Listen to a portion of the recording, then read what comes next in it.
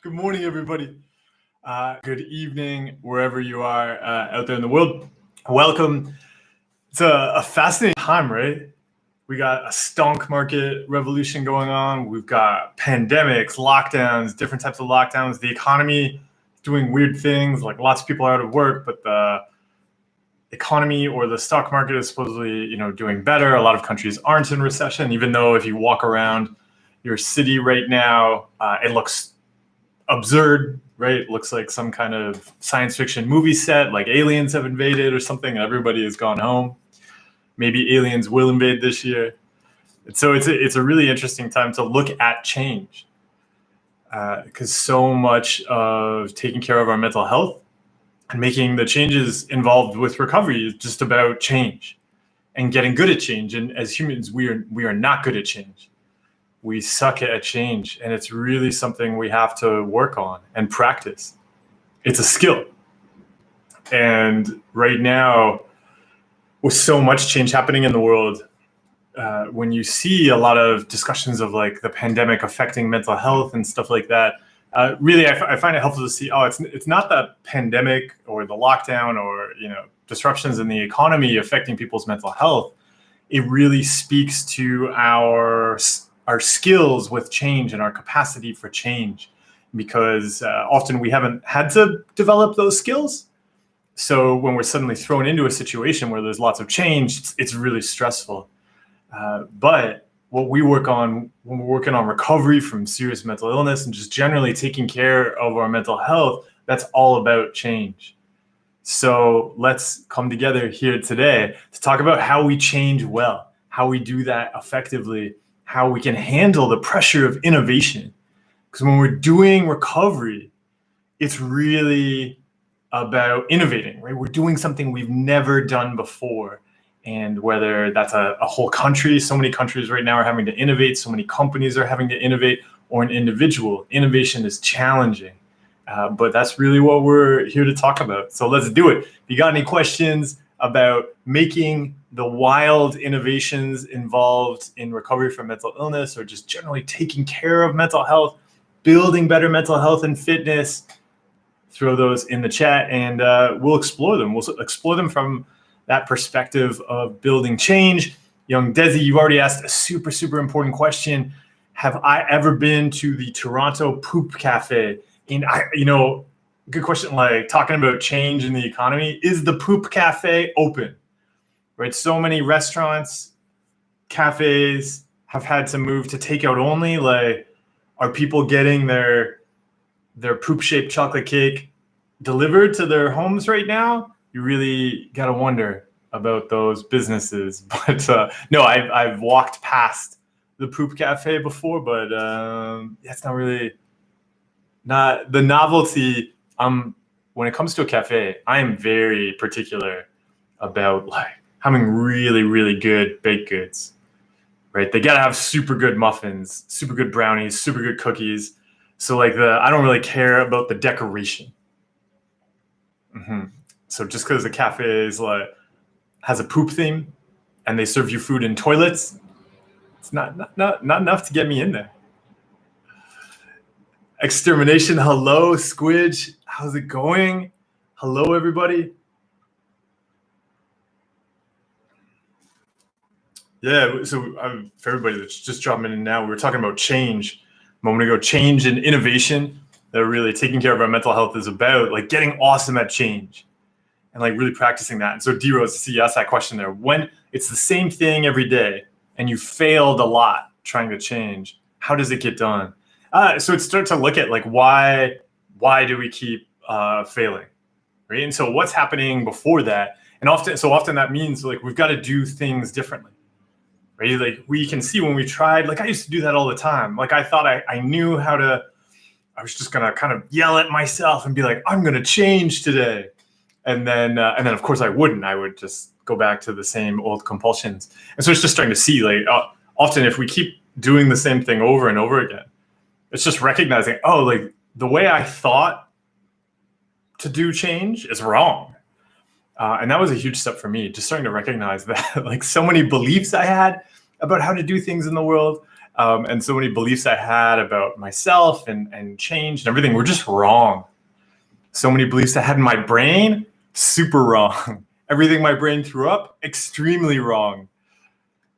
It's useful to start recognizing that. And so I think a big help for me was just starting to have that openness. Almost like it was kind of like I was like a really rigid knot. And just starting to be a little open to doing things differently and being open to considering that I did not understand emotions. Everything I believed about the world and myself was wrong. And just that I could start to see that now, right? Because I was always ending up in the same place. So if I always ended up in the same place and I didn't like it, then the way that I was getting into that place must not be so useful. Oh, Ezelyn, sorry. Yeah, and this is the thing. Like you said, how to deal with humiliation by a boss at work, right? Like really, the boss is the one that needs to change. And this is something to recognize. Like so often, what we're dealing with is not something that we need to change, but that other people are doing really unhealthy things, and they're doing compulsions to us, and then we have to deal with that. It's just about finding what other options do you have? What supports do you have? And so on.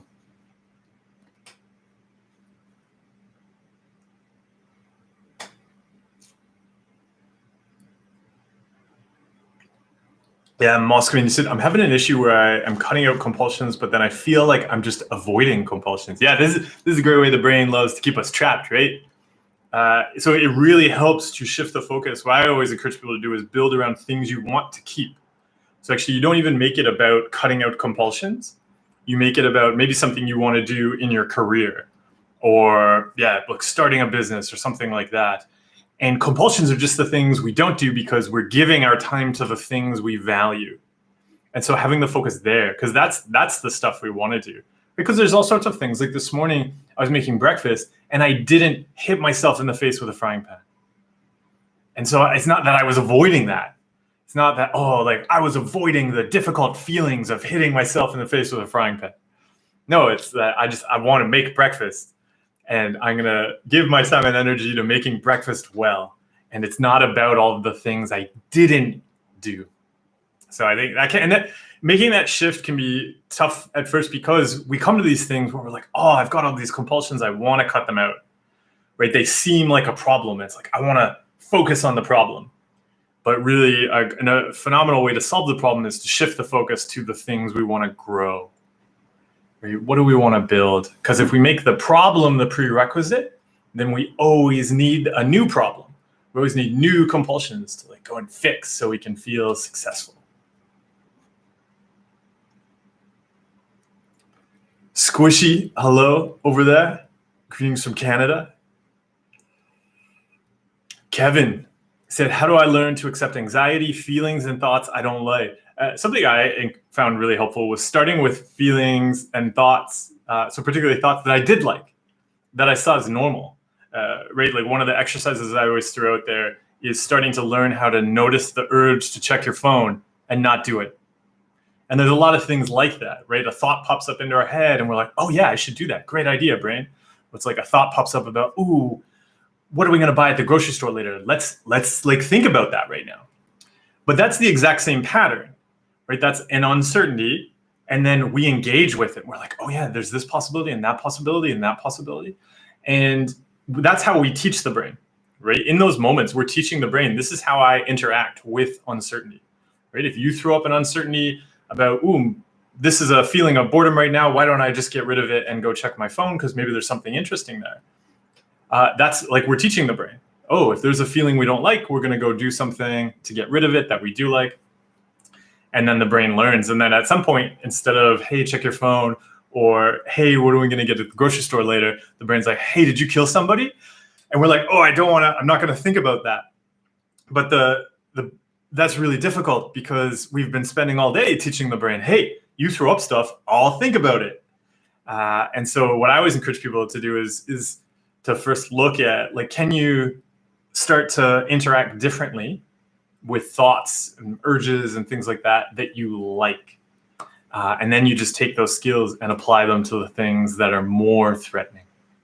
Because if we react automatically to stuff we like, think about it logically. It's very difficult then not to react to stuff that's threatening. That's why the brain gets so freaked out by it. Because I'm like, it's like in that moment I'm saying to the brain, hey, uncertainty about groceries is more important than uncertainty about killing people. Because if you throw up an uncertainty about groceries, I'm automatically going to react. And so we want to start to show the brain, no, like all uncertainties you throw up, I'm not going to react to. Then it helps it a lot more with the difficult stuff.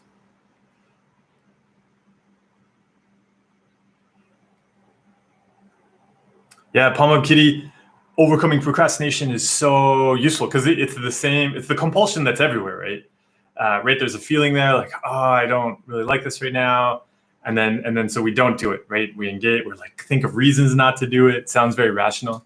And so I have fun exercises to start to, well, there's a couple here actually that I often share with clients. So one is just start to schedule some random things into your calendar. If you use like Google Calendar or something like that, schedule some random activities in. And they don't have to be hard. This is about, is starting to show the brain that you can commit to doing something and you're going to do it then. So it might even be like you put at like 3:15 today, I will draw a picture. And it's just whatever's going on, right? Because whatever we've been doing in the brain, when 3:15 come and that notification pops up in your calendar, stop, draw a picture. And we just want to start to show the brain, hey, like I decide what we do. And then another fun exercise is to do things when they feel wrong. So you actually set up like, look at the things that you often procrastinate on, and then you practice doing them, particularly at times that are like wrong or you wouldn't typically, right? Like maybe typically you would come back from doing something and then you would like relax and like watch some videos and like get ready to like do some work or something like that. Now you like, as soon as you get back inside, you go and you do the work. You put the videos or whatever off until later. And yeah, like that's super tough, but that's how we teach the brain, hey, I am in charge here. I'm going to do the things I want to do when I want to do them. Oh, Squishy Blurb, thank you for the likes. Oh, King Kirby, speaking of which, so you said, I have a hard time finding good ERP exercises for the fear of developing a voice schizophrenia. Do you have any ideas, tips? So first up, I want to say to everybody, earlier this week, some of you may have seen on Instagram, and it's saved as a highlight on Instagram. I want to say thank you to everybody who shared their stories around the fear of losing control, developing psychosis, and all of that. Hearing voices, picking up other illnesses, right? That fear of I'm going to lose control. I'm going to get locked up, all of that. The stories everybody shared were I was just so impressed with how you just really captured that experience, an experience that we don't hear enough about, that we don't talk enough about, but it's so common. That fear of losing control is so fundamental to mental health struggles, right? Because we like being ourselves, we like being in control. And so it's very natural quite often that people end up struggling with some variation of it. So yeah, King Kirby, I'd say to you there, that's one option. Go check out the stories that are saved on my Instagram profile. It should be the first highlight. It's called maybe Losing Control, or the fear of losing control. And the one thing I'd watch out for here is that the way you refer to having a hard time finding good ERP exercises, that sounds a bit like you're looking for a ritual to get rid of the fear. And that is not ERP. ERP is going to involve cutting out the compulsion. So it already sounds like you've got the exposure part taken care of. You are afraid of hearing voices, having a psychotic break. But what's going on there is that we're doing a lot of checking. And so actually an ERP exercise for this is going to involve cutting out the checking that you're doing. And it's likely also a thing that I would ask somebody if they brought up that fear, like what other checking do you do? Because just like we were talking about there, the brain's very logical. So if you're constantly checking things because you want to control them, the brain is just going to say, whoa, you like to check uncertainties about bad things that could happen. Well, here's a bad thing where you'd really lose control. And so that's how the brain logically ends up at the fear of, developing psychosis or something like that. But it begins with lots of normal checking. So what you'd want to look for in an ERP exercise is like, what is all this checking I'm doing? But also, putting yourself in situations where you can then cut out the checking around like hearing things and stuff like that. So you'd look at, what are the types of situations where you notice yourself often checking, or situations you often avoid because you think, oh no, but like, what if I lose my mind or something like that? And then it's about doing those and practicing being yourself, because that really is the way out of this, is to be ourselves. Because fundamentally underneath that fear is just a fear of not being myself and losing control. But we can be ourselves. So enjoy being yourself. And Kevin, thank you so much for the donation and the support. I really appreciate it. Thank you, Kevin.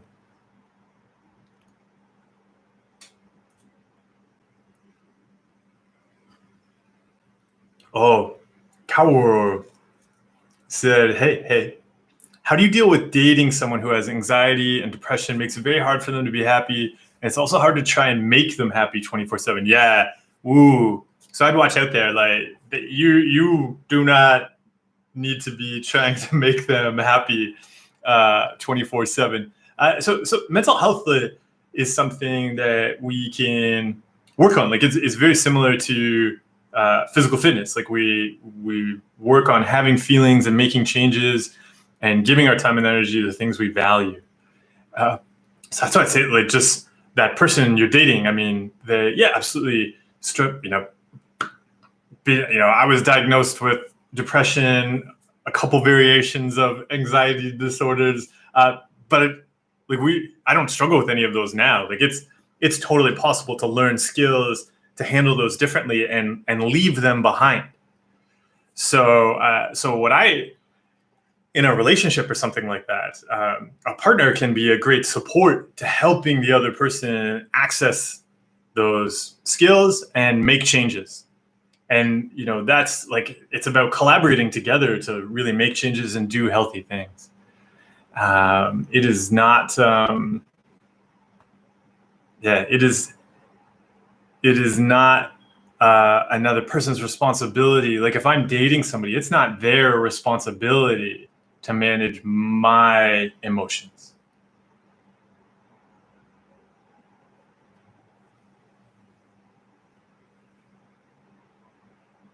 Writing Constellations said, I lost a loved one due to a heart attack, and weeks later, I'm finding myself having anxiety about having one. Any advice on how to manage it? What I find with these fears, like, so often we run into a fear that, we can very clearly see that fear has happened, maybe very recently. And what I find so helpful there is coming to the pain of why that hurts. Like, seeing that the anxiety is just the brain's attempt to control some kind of pain, and bringing my attention to that, and being able to understand that pain, that fear, and then to pivot from there to, like, why am I afraid of that? Because maybe I'm afraid of that because I'll miss out on people I want to give to, people I want to give love to, things I want to create and build. And so being able to notice that pain in that moment, like, why does this hurt? Why am I afraid of this? Helps us to then turn towards, okay, like, I get this. So one, not trying to make it go away, but really give ourselves that compassion, right? That understanding, like, of course this hurts. Of course I'm afraid of this. Okay, and I'm afraid of this because I want to live and I want to do these things. Okay, so I'm not going to spend time trying to, like, manage this or, like, control this. I'm going to use this pain to, like, really recognize, oh yeah, like, of course I'm afraid of this. Naturally, I'm afraid of this because I want to live. And what's that mean to me today? What's that mean to me right now? So really helping ourselves touch that pain with understanding and compassion, and then move towards where we want to go in life and what we want to build. Because we are here now. But life, is very fleeting. So let's live and be ourselves while we are alive to do it.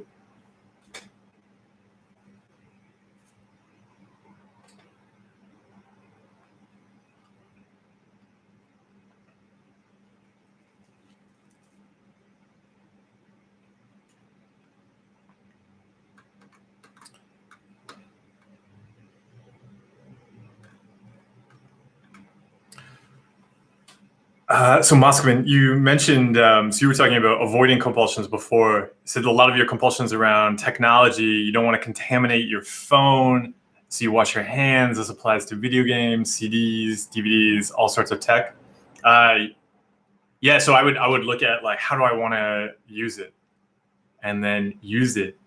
And so that means grabbing your phone without washing your hands first. Just grab it, both hands, and enjoy using it. Sit with the contaminated hands, send, post some things on social media or something like that. Oh, politics radio. I would want, you asked, how would you approach the fear of blushing, especially if you feel humiliated when people laugh? I would want to blush. And if you want to blush, if you want people to laugh, then there's nothing to be afraid of. Extermination said, do you think ERP is ever 100% necessary for cutting out any compulsions? I look instead at the cutting out of the compulsions. Because I think it's easy for people to get tripped up on the idea of, like, ERP, or like, am I going to do ACT, like acceptance commitment therapy, or like, oh, maybe, and then somebody else is like, oh, well, I'm using dialectical behavior therapy to cut out my compulsions in relationships. And I think because we tend to look for these rituals and kind of get attached to them. But I find it really useful to just look at, like, are you spending your time and energy on the things you want to do in life? And so whatever the thing is that helps you do that, like, really that's the same. Are you cutting out the compulsion? So what is the thing that helps you cut out the compulsion and give your time and energy to something else? In the way that it's a lot like physical fitness. Like, there's so many different ways to lift weights, or to do cardio. It's to not get too attached to the name of the workout, but just like, is it helping you do the thing? Because if you do the thing and you're not replacing it with some other thing, right? Because there are also lots of variations out there which are just like extra compulsions. Like, you still see it every now and then. There's like this thing called the tapping thing or something. I think they label it the tapping solution. Don't Google it. Do not Google it. But you see it sometimes. It'll pop up on like an OCD forum or something like that. But it's just telling people to do a tapping compulsion instead of whatever their other compulsion was. So that's not an example of cutting out compulsions. But yeah, if you're actually cutting out the compulsion, taking that time and energy, giving it to a thing you care about, that's awesome. Enjoy the thing you care about. Oh, Benani, thank you. I'm glad you enjoyed the books and the videos, and they've been helpful. Oh, Benny, so there's some right now. So merch. So right now, only the mug exists. So you can find the mug on the Toolkit store, the Happy Mug. So there's more, yeah. So there's a bunch of artists. I've seen one of the artists just created something really fun the other day, which is a dinosaur, a baby dinosaur, but it's about the end of the world. And so yeah, there'll be some clothes on the way. Like, I think it'll be a fun project. The thing is, I kind of put it off. I was going to do it for the winter holidays, but then shipping was so terrible. So I think things are maybe a bit easier right now.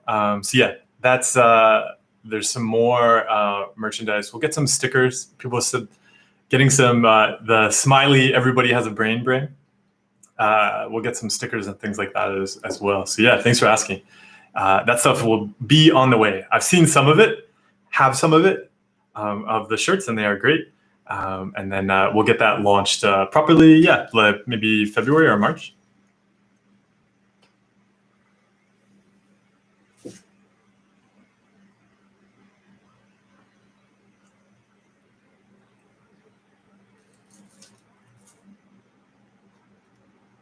Oh, Stephanie, you're welcome. Young Desi, you're right. Change is exciting. Oh, yeah, Stephanie. So this is a great question around another reason why we'll often keep compulsions, because we're actually afraid of not being afraid.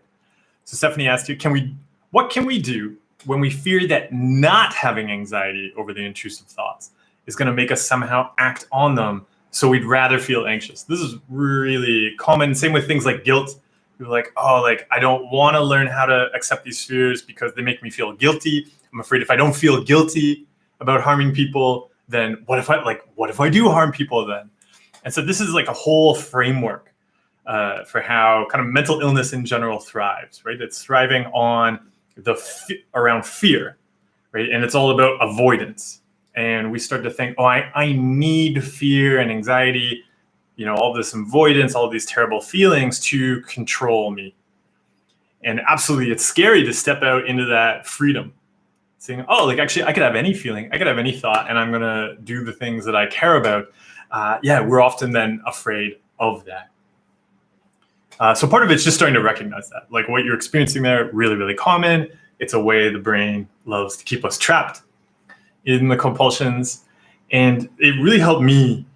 So like in my book, the reason it's split, so in You Are Not a Rock and the Mind Workout, the reason it's split into two halves is because that second half is where we start to make the shift to building a different engine for life, right? An engine that's proactive, right? Because that reacting to anxiety or reacting to fear is reactive. So that's proactively about doing things we value, right? So it's actually, and this, it's terrifying because we are saying, oh, you know what? Actually, I could do all of those things I'm afraid of. I could do them, but I choose to do things I value. And it really is about saying, like, I make choices. In any moment, I'm going to look at the context. I'm going to look at what I care about in life, and I'm going to make a choice. And good feelings, bad feelings, they're no longer going to bounce me around like a pinball machine. And it's terrifying at first. But you can probably see, right, one of the reasons we want to switch that engine is because we've seen the old engine that runs on fear and anxiety and guilt. It's just polluting our lives.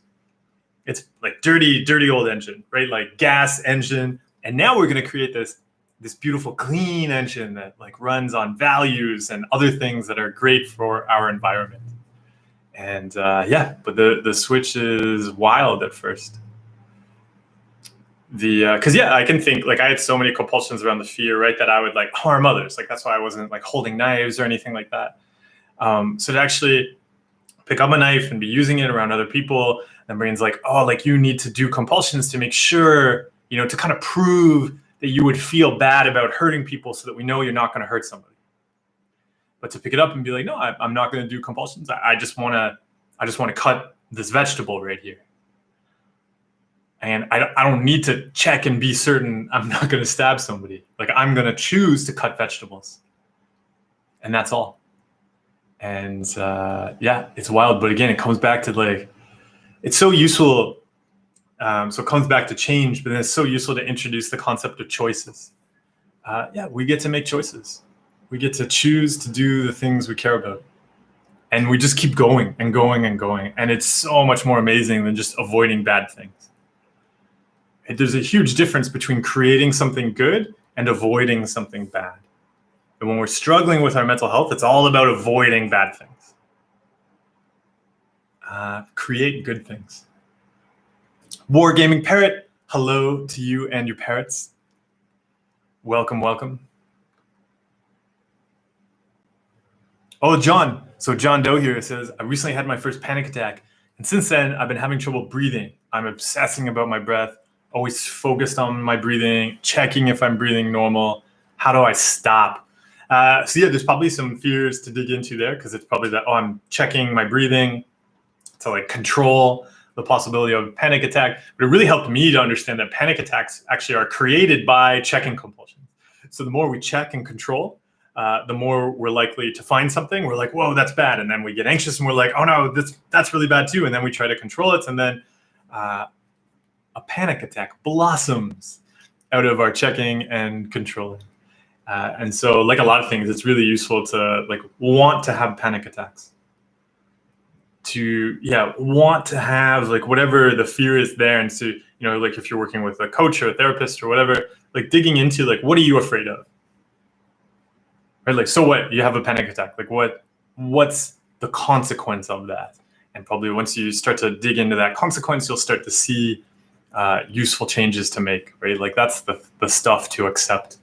Because so often, we're trying to control the panic attack because of what we're afraid the panic attack is going to lead to. And if we accept the consequences, I think there's a where is it? There is a sticky note somewhere back here on consequences. And if we accept those consequences, then the brain's like, oh, okay, so we're not afraid of that thing happening anymore. Okay, I don't need to worry about what's going to lead to it. I don't need to keep obsessing about my breathing.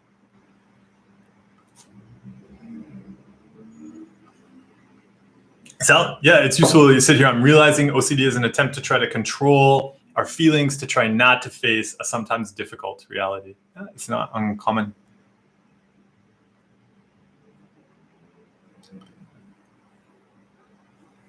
Lindsay, so you asked, how do I help my 14-year-old son with suicidal harm, intrusive thoughts? And so this is actually the reason, if you check out my Instagram channel, that was the reason we were doing the conversation originally this past week around the fear of losing control. That quite often, and so this is a very common fear, I'll lose control, I'll lose my mind and I'll harm myself. Very, very common, right? Because we want to be ourselves. And so often it gets caught up around like, oh, if I have this feeling, like I'm going to have this terrible feeling and the feeling is going to take me over, like take control of me and make me do something terrible. So like I said, it's really common.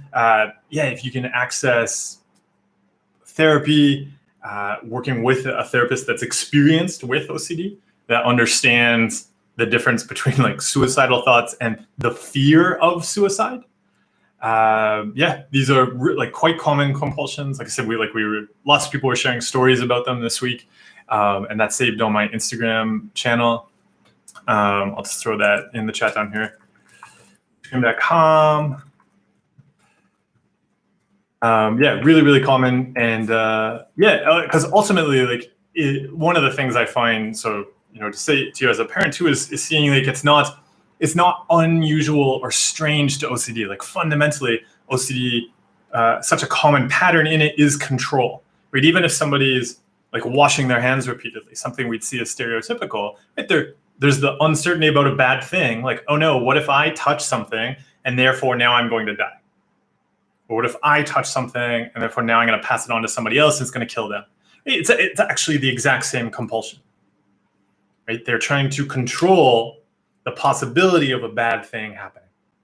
And so it's very natural that the brain also then goes, oh no, what if you got contaminated with this emotion, which would make you harm yourself or harm others. But it's seeing that it's the same. This is the same pattern that's at work in all OCD compulsions, right? If we're checking the door lock, because I need to control that to prevent some bad thing happening. This is very, very common.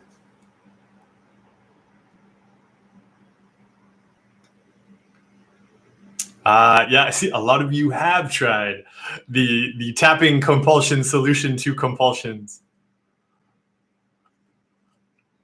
Yes, and Dalal, as you said, a naturopath may have told you to do that. Do not do that.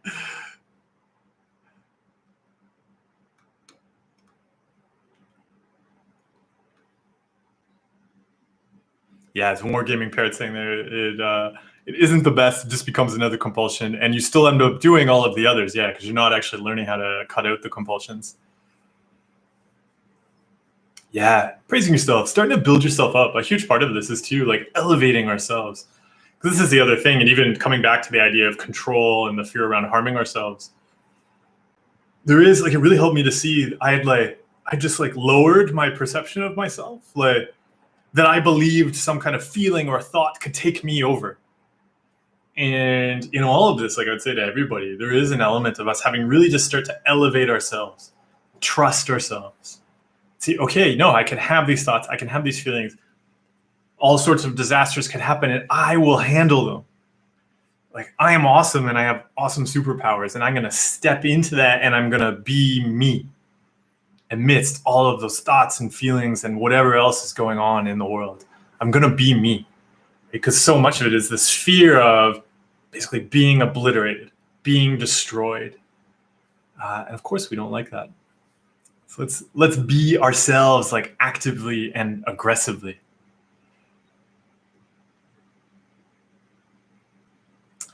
Yeah, silent spaces bring up a great point. So often, right? The brain is like, no, don't do this. And we're like, yeah, you kind of have to do, in capital letters, say yes to whatever change it is you're trying to make.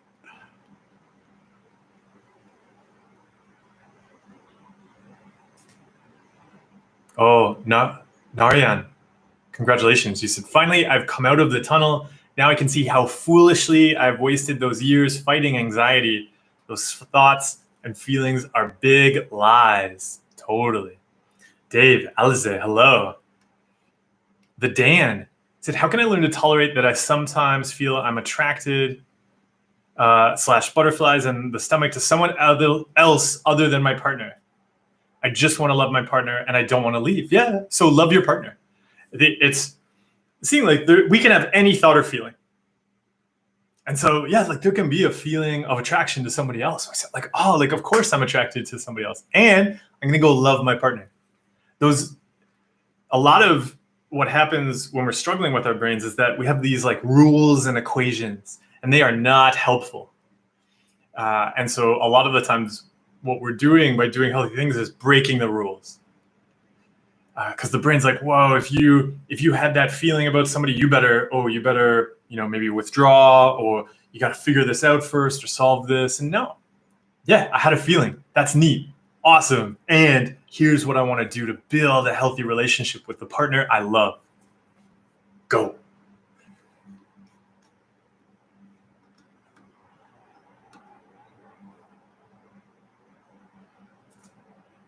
Also, you said uncertainty isn't bad according to you, but how do you trust what you're doing is not crazy?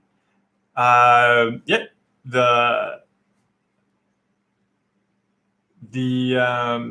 guess I would, like, you just do it. There's no rule that says there's no rule that says you can't trust yourself. Mm-hmm. In fact, it's really useful to elevate ourselves and give more trust to ourselves. Oh, Squidge said, are there things you do day to day now to maintain your mental fitness? Like making breakfast. Absolutely, breakfast is a wonderful part of it.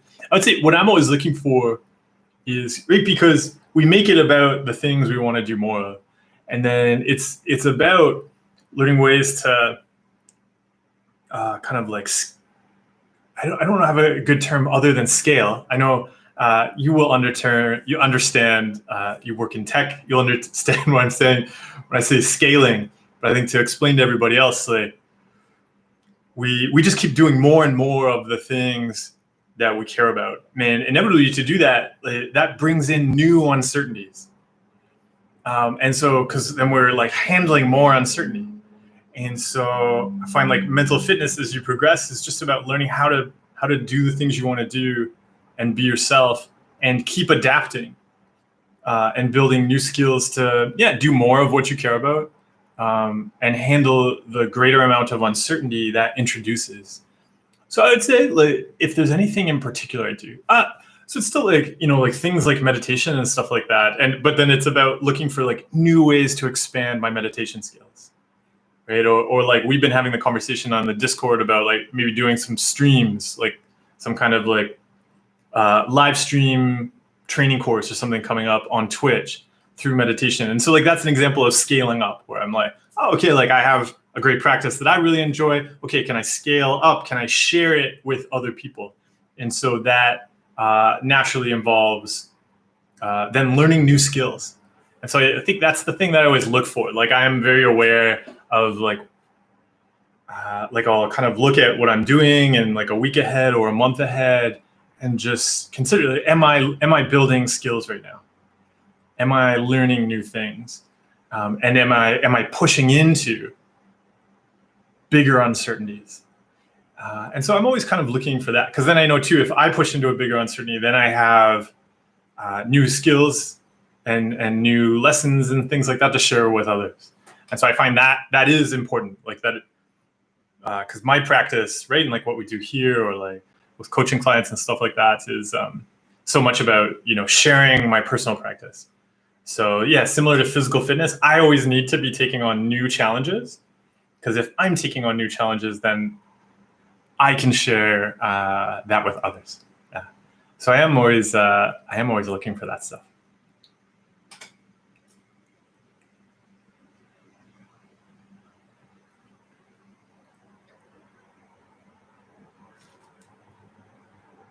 Oh, pubic official. Thank you. So here's your question. You said, I have a question regarding mind reading. How can you act normal around someone if you are sure they hate you? Yeah, this is even like, tie this in with everything we've been talking about, like being ourselves around thoughts and feelings that we're afraid of, because this is so much of it. Like, how can I, if somebody hates me, how can I be myself in the face of that?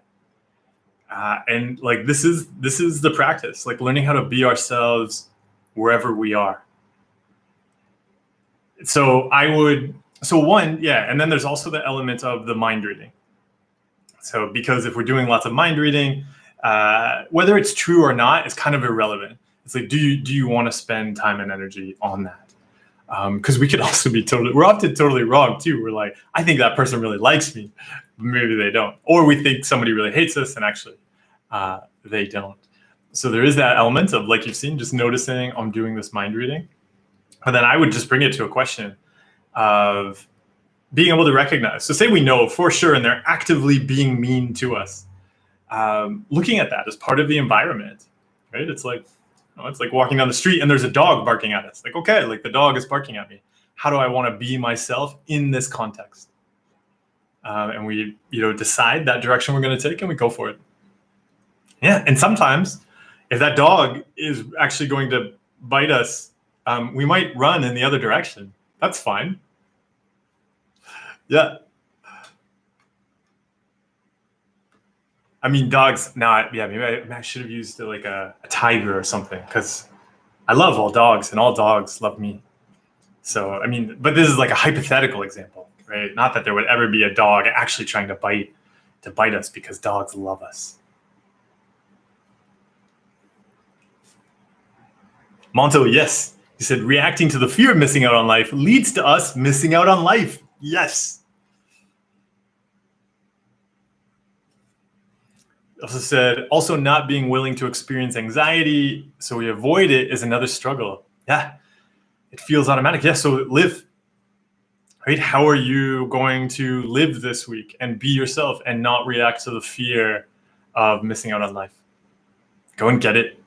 Yeah, it's that turning towards it, noticing that fear and saying, no, this is what I'm going to do. So like, pick something. Something that maybe you've been avoiding because you're afraid, oh no, like I'm not ready to do this right now. Or like, what if I relapse and that messes things up? Or what if I lose my mind and then that destroys this? I've got to figure this out before I do that. Look for that pattern generally, that like, oh, I've got to solve this and be certain about this before I do this. Go do the thing that you're avoiding. Just dive into it. Yeah, call the brain's bluff. Because the brain's always going to be like, no, you got to go solve this other thing. You're going to mess it up if you don't. Go to it.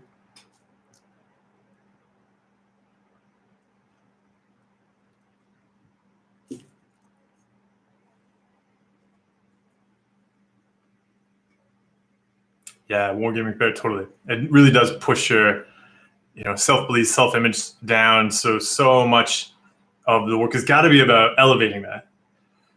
Being aware of the beliefs we have about ourselves and the stories we tell ourselves about ourselves.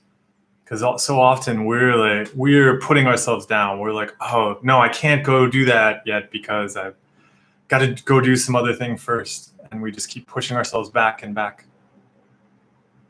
Positive reinforcement, as you pointed out, it works on animals. So why not us human animals?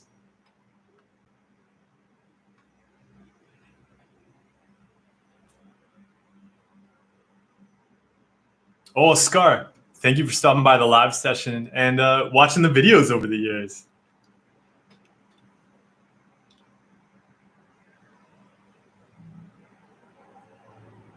La Lumiere said, I recently realized rituals like washing skyrocketed when I have something to protect, preserve from contamination and purity. And they just said thoughts. So it's great to recognize. And again, this goes back to even what we were talking about before. When we experience something real, like the loss of a loved one or something, the brain's then going to react. And so this is, in general, the brain is trying to be helpful. You could think of the brain like an uncertainty barometer. The brain is aware of uncertainty, not just uncertainty, but like pain, right? The brain is aware of, hey, there's a bad thing going on here. And then, so what happens then is the brain looks for ways to control. And so quite often whether it's like something you really want to protect, but it could also just be something like people have an exam coming up or work is really stressful right now. And so the brain notices that and it's like, whoa, look at all these uncertainties I don't control. I don't know if I can protect this, but something I can do to control things, let's do compulsions. And so it'll ramp up the pressure to do compulsions. And so it's so useful. So I describe this as like a smoke alarm. It's so useful to just start to learn that the brain works that way.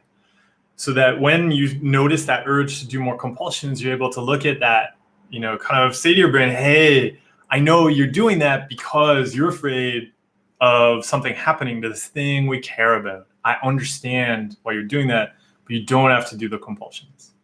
Let's just give love and support and care and energy to that thing we care about. Let's do it well, rather than making our health worse as somehow compensation for, an urge to protect. Or you can think of it, speaking of dogs, you can think of it like a dog, right? The brain is just barking at the uncertainty. But the way it does that is through compulsions. So let's notice it. Yeah, we don't have to do those compulsions.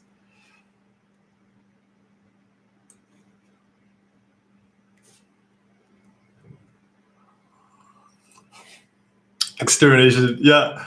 Then you could go. Extermination, you can go. A lot about this stuff. Of course, extermination, one of our awesome mods and wonderful people over on the Discord server. I'll just throw that invite link down below.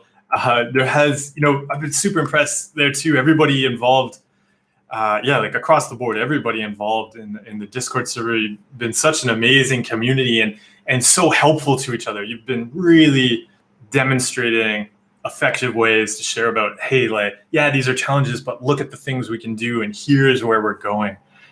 So an awesome community there. I just put the Discord invite link in the chat for anybody who wants to join the Discord community. Really, it's been amazing and so unexpected. It wasn't, it grew out of community members asking for it, and it's been phenomenal. So thank you to everybody that got the Discord server started and has been engaging on there. Awesome community. And so extermination, I know as an expert member of that community, I'm sure you can handle going and Googling the tapping solution. Yeah. You'll check it out, see, take a look at it. Here's a good education exercise. Take a look at it and see why it might not be a helpful suggestion. Philip, thank you. The beard, it's a prop here for the winter. I know it's like cheating. It's cheating at. But you described it as cuteness. I have not thought of the beard as cute. But yeah, having a beard is just cheating at being cute. Dave, you said, do you welcome uncertainty and tell your mind you love uncertainty? Absolutely. I approach it as seeing myself as an uncertainty athlete. So yeah, how can I be awesome at lifting more uncertainty?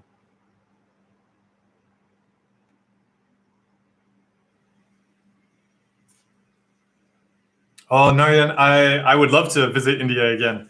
I was just reminded the other day because a photo popped up. It was only back in 2019 that I was doing the workshops in India, And it doesn't seem like it is not that long ago, but for whatever reason right now, it seems like it was so long ago.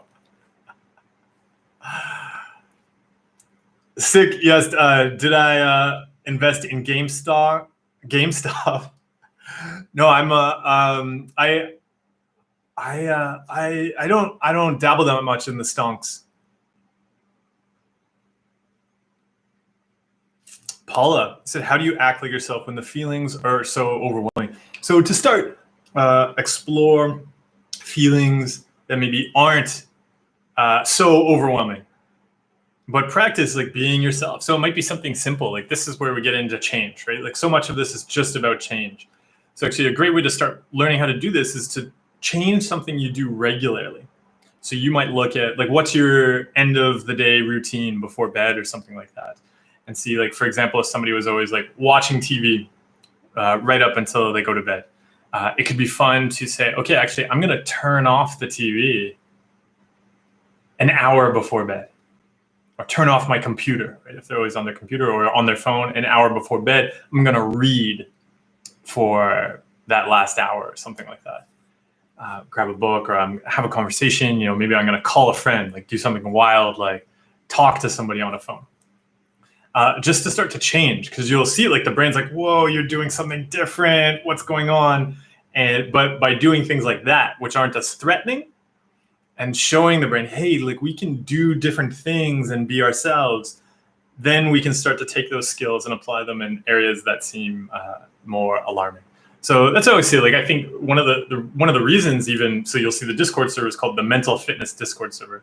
It's so useful to start approaching mental health from a fitness perspective, right? These are skills like building endurance or building strength. And so often the reason people struggle a lot is because they try to jump straight to the thing that's most difficult. And then they're like, oh, why doesn't it work? But we would never do that in fitness, right? We would also recognize not only do you want to start small, but there's all sorts of other things you need to do around it to support it. Or like even if you go to the gym and you're like, where you just pick one thing that you've decided is a problem. You're like, I want to get bigger glutes. I want to get my butt bigger. So you're like, oh, I'm just going to go and do just exercises for the butt, only the glutes. But the reality is actually the best exercises for the glutes are compound exercises that use lots of other muscles. And the same is true with mental health. And so often people focus in on, all right, I only have a problem with this one thing. Let's fix this one thing. But actually the solution to it, to building psychological flexibility, to building strength, to handling vulnerability, is actually going to involve changes that are more complex. You could call them compound changes, and that are just going to be quite a bit broader than focusing in on just your glutes.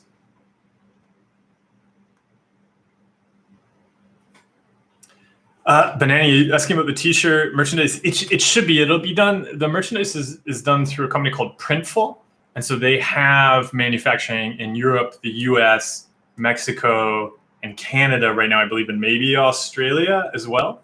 The idea is that I was looking for something that's as international as possible.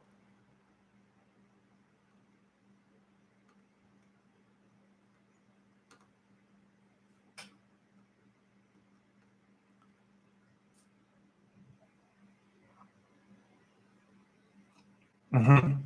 Isabel, you brought up a great point. I said it's funny how the brain gives you compulsions that are not about what you're actually anxious about. I noticed that when I have big life changes. Yeah, that's the perfect example of the brain doing that smoke alarm thing. It does not care about the topic. Right? Really, the brain never cares about the topic, but you really notice it in those moments because you have something, maybe a big life change happening at work, and then the brain is like, hey, go do this compulsion around something totally unrelated. Because it does not matter about the topic. The brain is just trying to get control, right? With so many compulsions, it really helps to take that step back. It helped me so much to see, oh yeah, none of these topics mattered. Each time I'm just trying to get control, to just feel, amidst all of this uncertainty that I control something. And so it's great to just recognize that. Like, of course, brain, I get it. You're afraid of not controlling things. Probably had a lot of fears around control going all the way back to when we were little kids.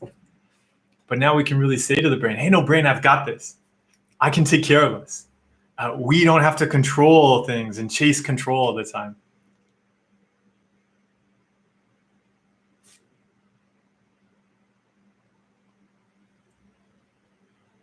Mozart said, I've noticed that I get anxious when I think of something bad I may have done, and because it may be unforgivable. If the anxiety will remain until I figure out how to justify or exonerate yourself. Yeah. So start forgiving yourself. Just like forgive yourself aggressively and unreasonably. Like yourself. Like, so often the issue is we're looking for something from other people that we need to give to ourselves. Yeah, it comes back to that elevating ourselves. So if we're like, oh, if I did this, then no one's going to like me. And that's terrifying to me because I don't like myself. And so I'm trying to get other people to make up for me disliking myself. So we've got to like ourselves. So saying like, you know what, if I did that thing, I would still love myself. And I would give to myself. And I would care for myself. And I would elevate myself. I don't need to go chasing this love from others. Instead, I'm going to look at like, how do I give love to others? King Kirby, yes, the Discord server is amazing. Apparently the beard is cute. Squidge, yeah. The good luck. I just hope you and Extermination don't show up in the server with like videos of you doing tapping or something.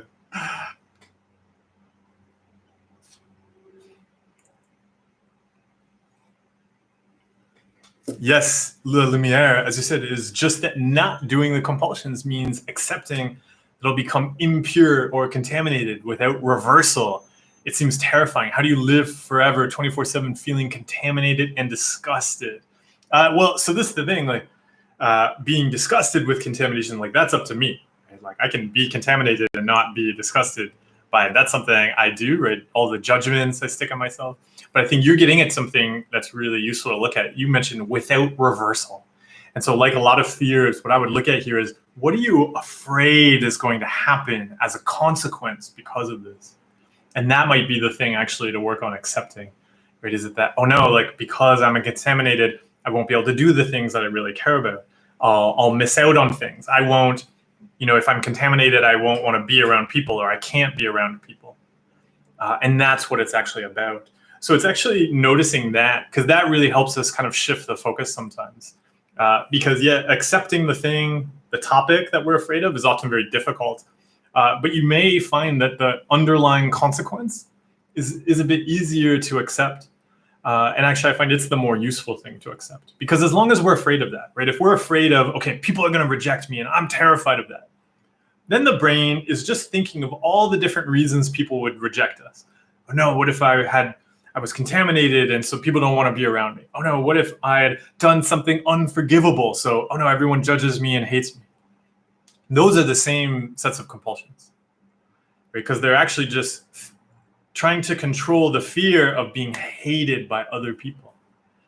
And it's actually an opportunity to, again, touch that, be like, wow, yeah, I really like people and I don't want something to come between me and other people. So I'm trying to control that right now. What I actually want to do, instead of spending time and energy on these compulsions, I want to go and build relationships with people. I want to go and build connection and community with people. That's really what I care about. And so I see you, brain. I see, of course you're worried about that, because I'm afraid that will interfere with the thing I really care about. So what's my plan this week to nourish that thing I care about? To ensure that like I'm getting that thing that I really care about, that I'm giving to that thing I really care about. And that's the wild pivot that we make there.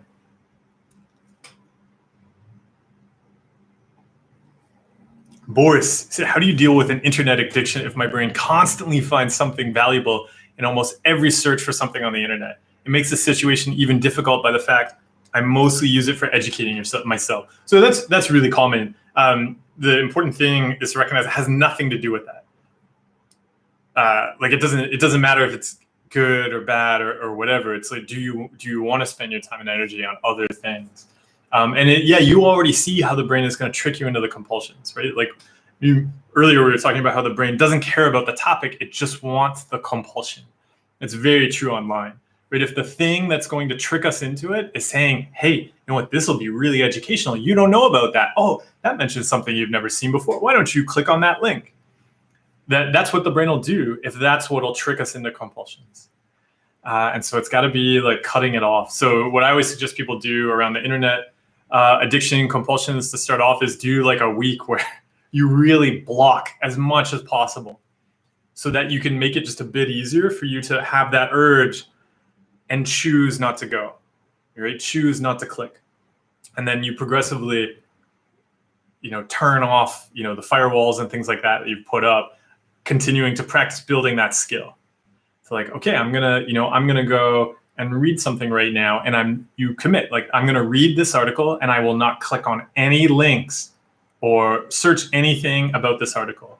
And you set up something you value doing offline so you can practice. I'm gonna read, okay, not gonna click on anything, and now I'm gonna stand up and walk away. It's really difficult. When I used to struggle with online compulsion, so I used to have to I thought I would have to tell myself, I'd be there and I couldn't move my hands and they're on the keyboard. I'm like, I don't want to do it, but I want to walk away and I can't. And then I would have to tell myself, stand up from the computer. I would just kind of have to repeat that to myself until I would actually stand up and walk away. So totally, it's challenging, but totally doable.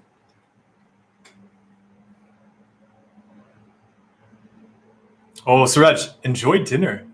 Thank you.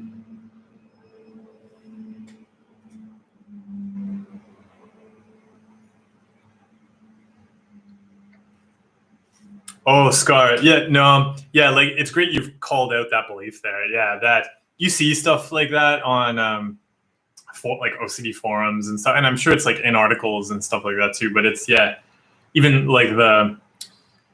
it really helped me to see that often we like compulsions. You'll see sometimes things on sites saying, oh, OCD sufferers don't like their obsessions or don't like their compulsions. The whole ego dystonic thing I found totally useless.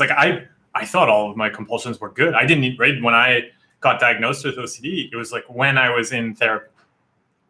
And I did not know I had compulsions because I liked them. They were all necessary. They were all good.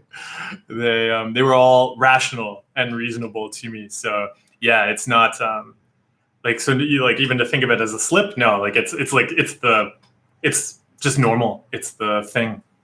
Yeah, and then we learn. And so that's why I found it really helpful to come back to questions like, how do I want to spend my time and energy in life? Because that's then where something like an angry message. So not even seeing it as compulsions and stuff like that, but just, okay, I see the urge right now to send this message. I want to control them, but how do I want to spend my time and energy? And we don't even have to look at this stuff through a lens of an illness or a disorder. It's just, how do I want to be in the world? What do I want to give in this world?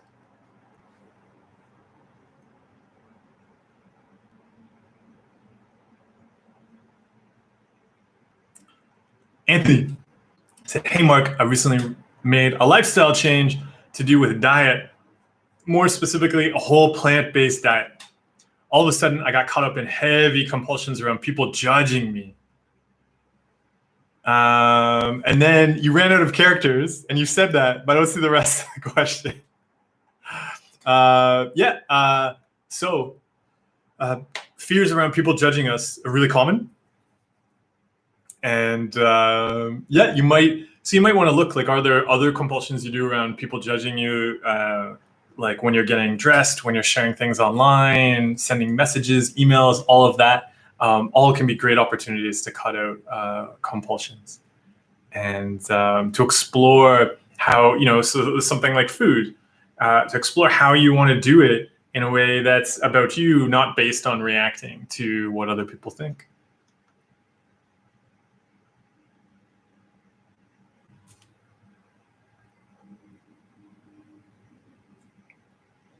La Lumiere, I bet that feeling of discomfort is bearable. But I would dig under it. Like if somebody said that in a session, I would then ask them, but like, so what's wrong with having an unbearable feeling of discomfort?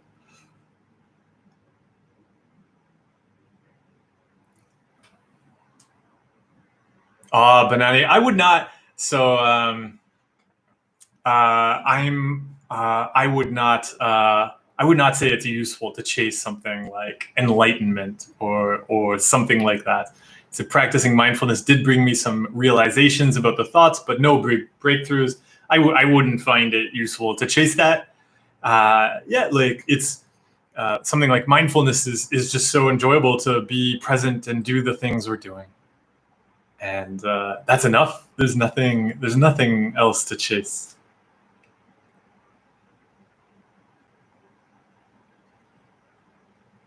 Sal, yes. You ask about the streams. Is there a schedule? So probably at least right now we'll probably keep it alternating. So since it's YouTube this week, it'll be Twitch next Sunday, exact same time. So I always keep them the same time. Sunday, 11 a.m. Toronto time. And then it just rotates. Twitch, YouTube, Twitch, YouTube.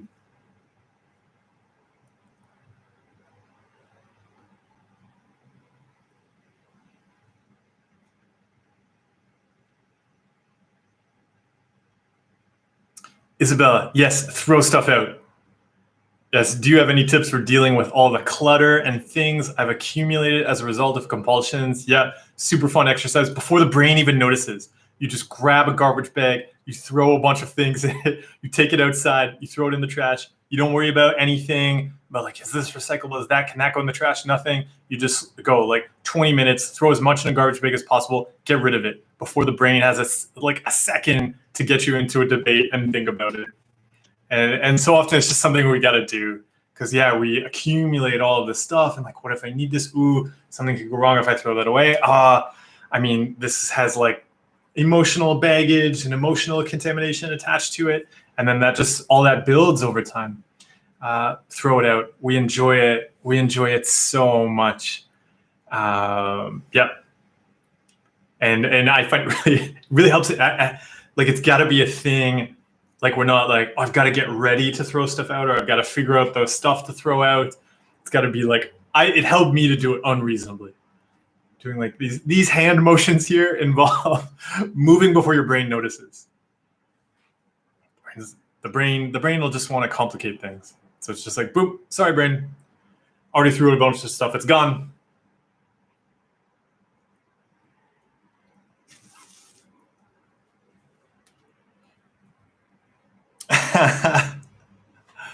DM videos.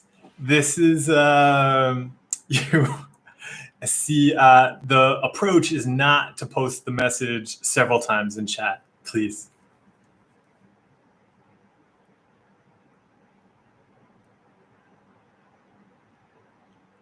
Yeah, Stephanie, you called it right there. Like so much of this stuff, and I think that's DM videos. You're asking like, don't talk about this content, but everything we're talking about is an example of magical thinking. They all revolve on this pattern. Like hoarding is an example of magical thinking. Where you're like, oh, we're basically turning these objects into these magical objects. Oh, because like something could happen in the future, and I'll need this. This will be my magic talisman.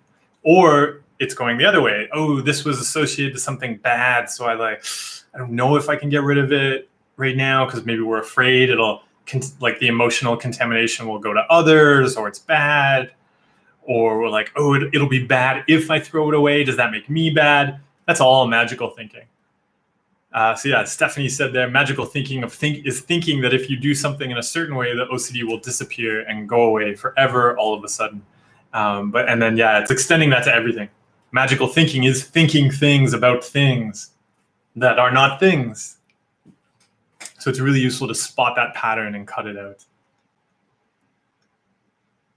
Banani, thank you so much for the donation. It's a pleasure to be part of your journey and making changes in life. I'm glad to be part of it. Thank you.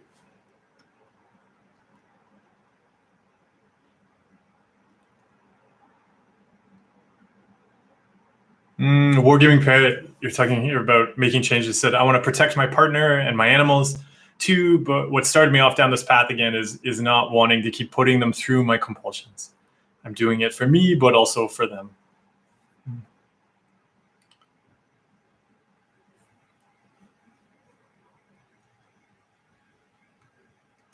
Rodrigo. So he said, why do you think sometimes an OCD theme starts showing up after a major accomplishment in life?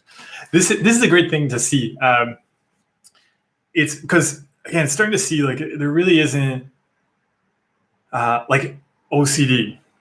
There's just like, how do we interact with experiences in life? And so, for example, so say we're coming up to a big accomplishment. Odds are we're probably actually doing lots of compulsions in our head around it, right? Trying to control it. So say it's like some big school thing.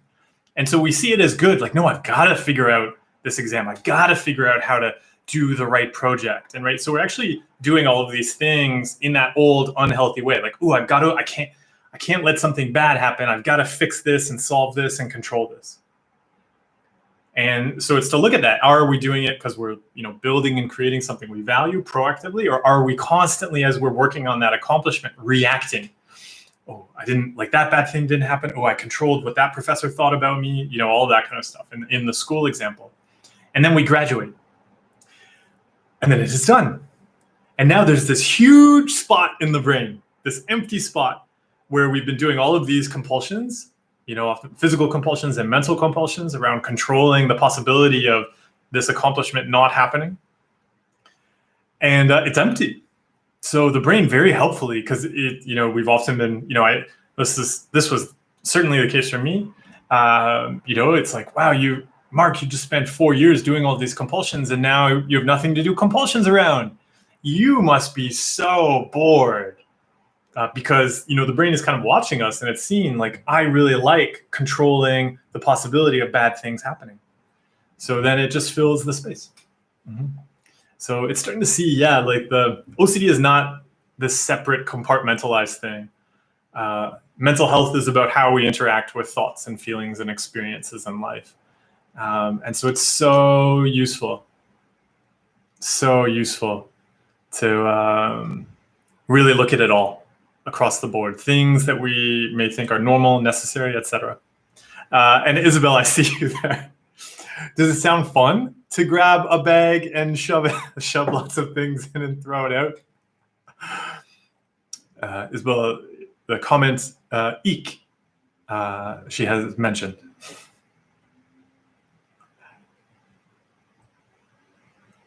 Yes, squeeze, exactly. That's what mindfulness is all about. It said, mindfulness is a useful way to practice actually enjoying the things I choose to do now. Yep, that's what it is. It's like, being present while we make ourselves some food. So if I've been building a new life for myself, I want to be present in it. Absolutely. Dave, so and here's another example of magical thinking, right? Where we think, I think I can't relax, enjoy myself until I've gained certainty. I need to do the compulsion, then I can relax. Otherwise, it's constantly in my head. But that's exactly what actually makes the obsessions and the anxiety and the compulsions grow and grow and grow and grow. Right? You can relax, right? Relaxing is something you do. Oh, Linda, thank you for reading my book. Let me know if you have any questions. Okay? Any questions as you're going through the exercise. If you want to share any of the exercises.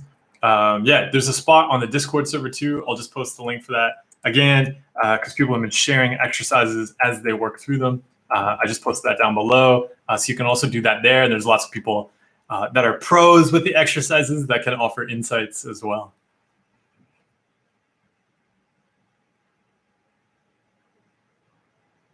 Oh, Dalal, you're just asking about donating right now. If you can donate, you'd probably see the donation button pretty prominently. The donation on YouTube isn't available in all countries. Like I know it only just came out probably sometime last year here in Canada. So it might not be available. So I appreciate you wanting to donate. Thank you.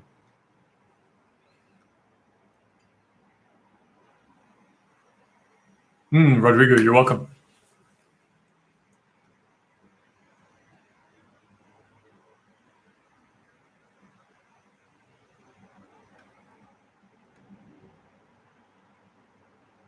Oh, and Omar, thank you for grabbing You Are Not a Rock as well. So same thing to you. Yeah, feel free to share a about the exercises and everything you're working on as you're going through that. Kayla, yes, postpartum OCD, really common. I said, do you think it comes from having a new aspect of your life you value, want to protect, or more a result of changing hormones? Yes, all of those. Because also, like, changing hormones, it also like a big change. Like, that's a totally fair game to the brain to be like, whoa, what's going on in our body? Control this. And then same, having a new child to control. Brain's like, what are we gonna do? Control this. So yeah, both. I wouldn't see that as an either or, more of a resonating together kind of storm of factors. Yeah, very, very common that new mothers, run into challenges like that. So it's just useful to be aware of. Yeah, like the brain is gonna be all over the place. And so just having those supports and being able to kind of see it, I think, it's like, okay, I see what the brain is doing and this makes sense. And I knew this was a possibility. Okay, let's take a step back from that and, find some healthy ways through it.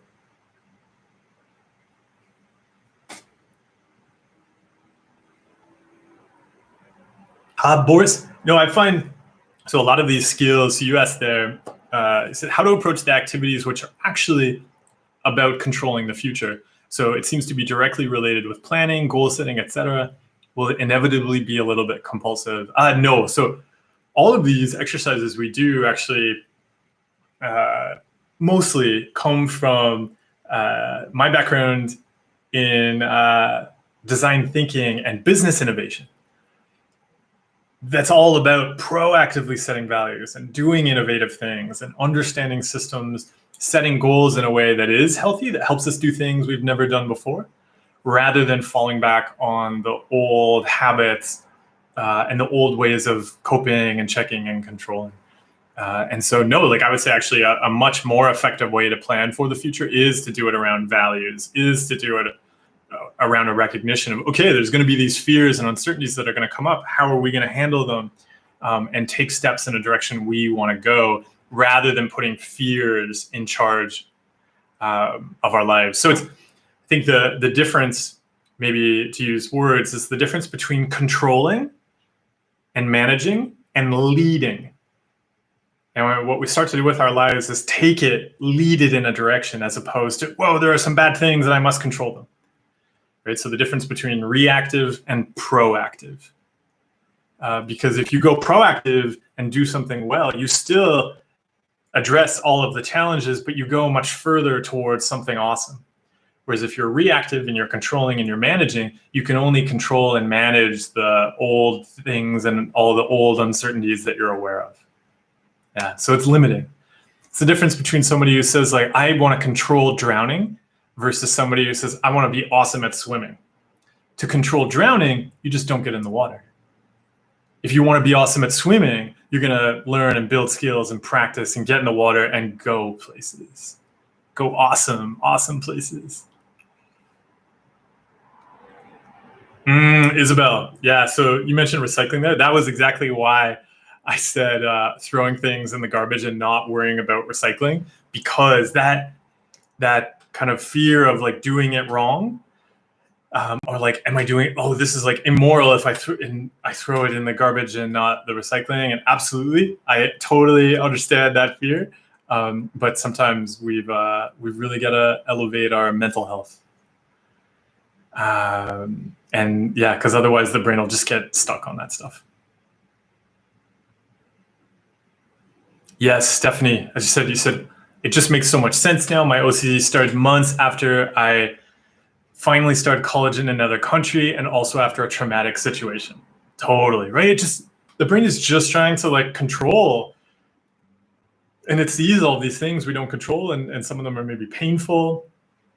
Totally, it's very understandable. Like I always say, it's weird that we call it a disorder. I would say it helped me to see it's not a disorder. Actually, getting out of OCD and leaving it behind, it was so useful to see that my brain was just trying to be helpful. My brain was actually not disordered, but actually doing really well, too well.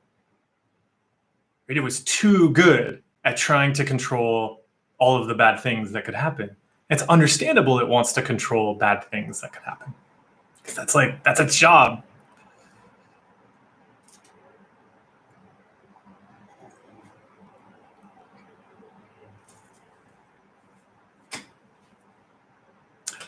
Scar. No, that's a totally. No, that's so you asked. I said I actually accidentally sent a hateful message once during my episode while doing a compulsion. Does that mean it's not normal among OCD patients and I'm beyond repair? Maybe I wasn't clear earlier. Like, I'm saying that is a totally normal compulsion. Yeah, if that like that, and checking on it and worrying about it and judging it. Oh no, does this mean I'm different and therefore I'm beyond repair? Like all of this that you see wrapped around it, that's all just totally normal compulsions. And so it's being able to be like, hey, I sent that message. Okay. Yeah. Like this idea, you're getting at this because you'll see on forums, what all people are doing is trying to reassure each other that they're not going to do the things they're afraid of. It's not helpful. It's not useful at all. So what you're describing, totally normal that we judge it and we worry about it, right? That's a really common fear. Like, I am going to be different from others and I can't get over this. And so it's useful to just start to see that. Oh yeah, like of course I'm afraid of that. But I can move past this right now, right? In this moment, I get to choose to give my time and energy to something I care about. K-Wolf said, how would I tackle rumination and ERP for thoughts? So rumination is the compulsion. And so to do ERP, we cut out the rumination, right? The rumination is the compulsion. And I have a video on YouTube about understanding mental compulsions. And it could be useful to see, like, rumination is like talking, or like we're doing something repeatedly there. And the ERP is about noticing a thought and choosing to give our attention to something else instead of ruminating on it. Yeah. So I would say a big support, like meditation was a huge support for me for learning how to change what I was doing in my head. So if you haven't checked out a meditation practice, so in particular, I would suggest looking for a meditation practice that is about not doing stuff in our heads. Because some meditation practices are very like you're saying things in your head or you're like following stuff. But that's just more of the ruminating. So maybe explain the challenges you're running into to an experienced meditation teacher, and getting that help. So particularly, I like Zen meditation, specifically because so much of it involves doing nothing in your head, not even following your breath, because that would be two things, right? Meditating and following your breath. Oh, Dalal, thank you so much for the donation. We found that. I really appreciate that. That's so nice of you. Thank you. It is a great support with doing these things. Oh, and as you said, you are in Canada. So, but you found the button. Oh, thank you. Yeah, Rodrigo, like I said, there are tips for not avoiding good emotions. I thought this is a challenge. And again, one of the reasons I find things like the way we describe mental illnesses aren't so useful, because we often ignore the compulsions we do around good emotions. But again, so it's about learning how to make it okay. And this is where, again, we get to break down a lot of magical thinking. Like, I had to work on letting it be okay to have good emotions, because so often I always, I didn't want compliments, or I didn't want to develop a close relationship with someone because I just didn't know how to handle the emotions that would come up. And so I then immediately would pull back or avoid things that could go well. I was always chasing more difficult projects and things like that, just so I could keep struggling and suffering and be like, oh, this doesn't work out. When it was totally possible to do some things that would just be easier. I was always making it hard. So I would just look for those things. Like, where are you avoiding emotions where are you avoiding emotions? Some of them will be good, some will be bad. And then what's on the path that you want to take? And then to start to explore, how do I start to lift those emotions? What are some things I can do this week? So maybe look, like, what's one thing I can do this week that'll be an opportunity to step into emotions I've been avoiding?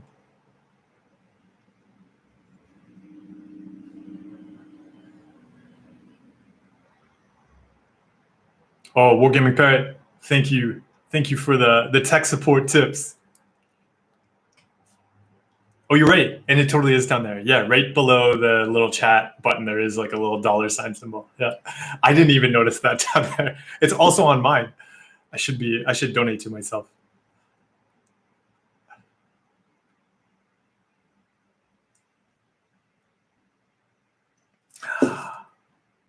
So ASMR Faves said, I have false memory OCD, and the past memory I'm having feels so real, like I did what my brain is remembering.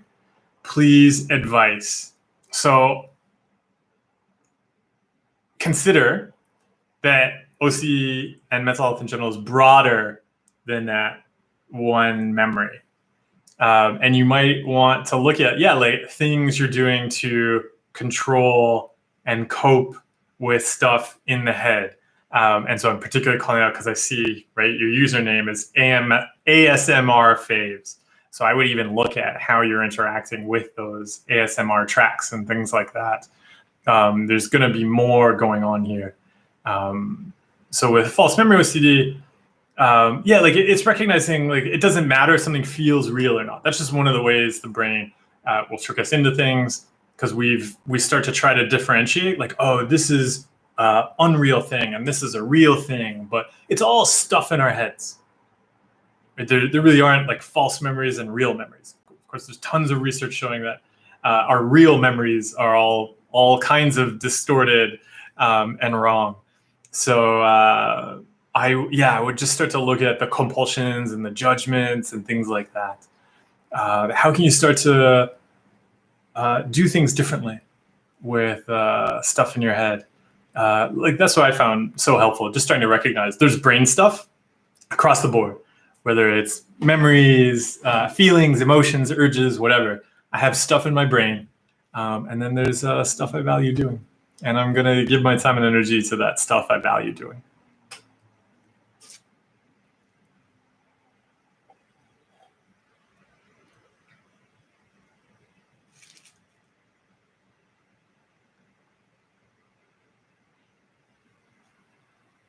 Yeah. Sonic's, so something you said, I was wondering if repressed memories resurfacing are common during ERP and ACT. I need to take a break.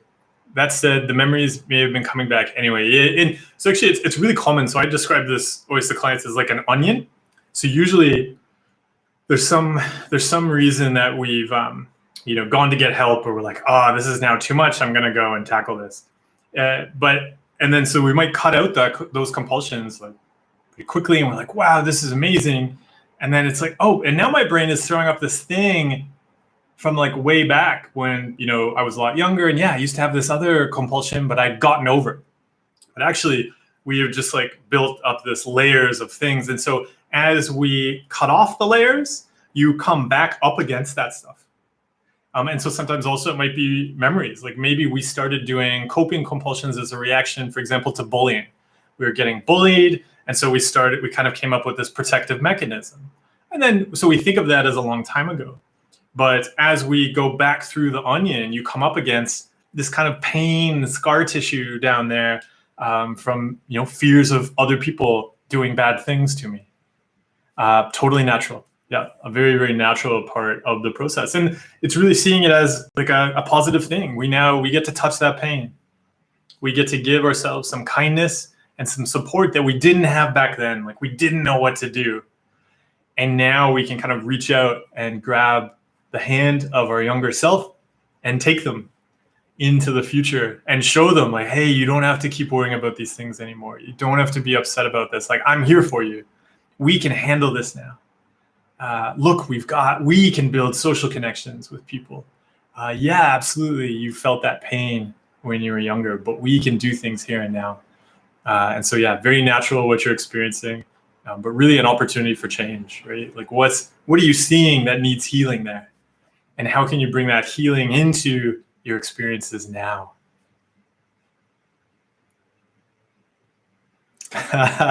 Alex, yeah.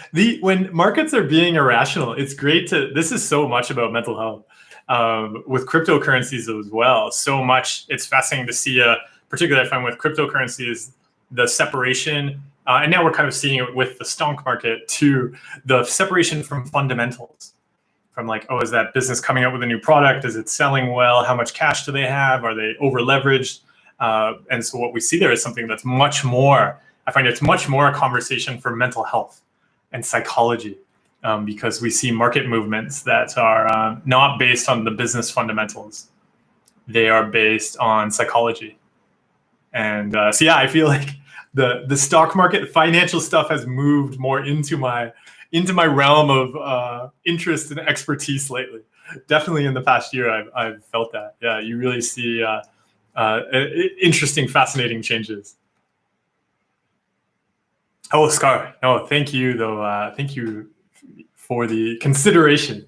Just being here is totally enough. Thank you, everyone.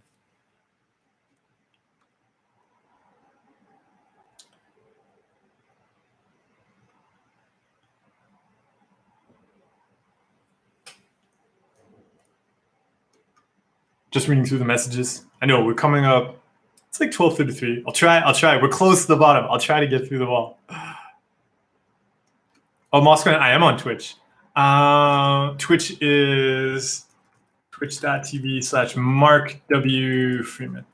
Yep. We do another episode on there on Wednesday nights around the science of mental health. So that's always fun. Also, with people on the Discord server, on Fridays, we get together just for like a chill. We've been playing Among Us on Fridays. And then in February, I'm pretty sure, we'll start it up. I'll start doing an interview show where we'll interview people either with like interesting recovery stories or doing fascinating things in mental health.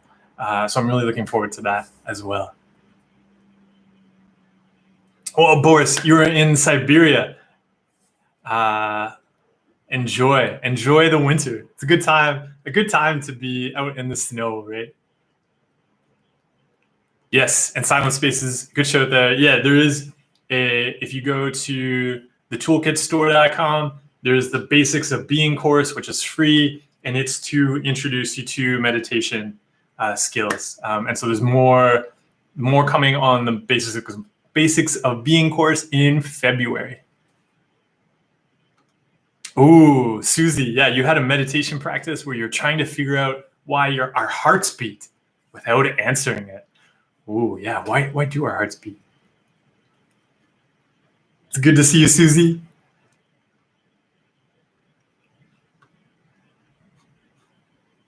Yeah, Stephanie, is it normal to get headaches when trying to meditate? I feel like my brain is so used to working too much that when I try to stop, it aches. Yep, exactly.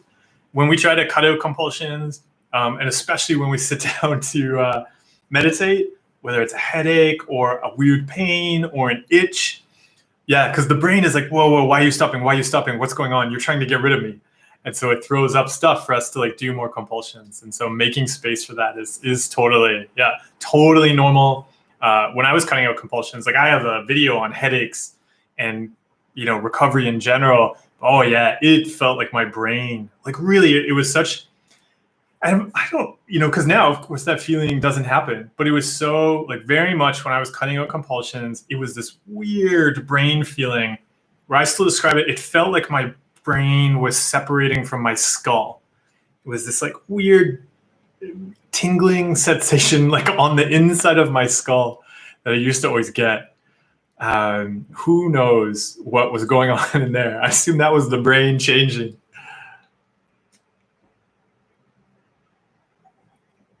Wargaming Fair, yeah, we're going to do the interview. We'll do the interviews on Twitch, but then I'll share them on YouTube too. So we'll do them live on Twitch. But for the interviews, I'll post the videos up here after. Oh, Isabel, you're muddled. Oh, it is great. Thank you for connecting those two. So yeah, we can keep chatting on the Discord too when you want to throw things out.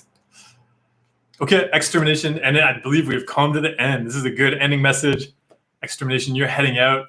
Has led you to a couple meme ideas, fresh memes in the meme channel. Thank you. I look forward to checking them out. And more Gaming Parrot, I will see you over on Twitch. Thank you for the sub. I appreciate that.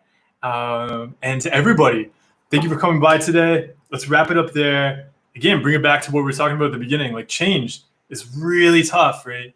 Change is really tough. And so it's something we work on, and we don't have to see this as like a disorder or fixing an illness necessarily.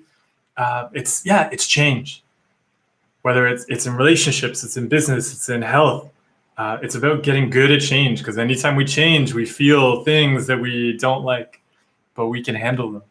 So have fun handling change out there. It is awesome seeing you all. Thank you so much to everybody who donated. Thank you so much to everybody who came by to be part of this community. Let's keep up the discussion over on Discord and Instagram during the week. Okay. Have a great weekend, everybody.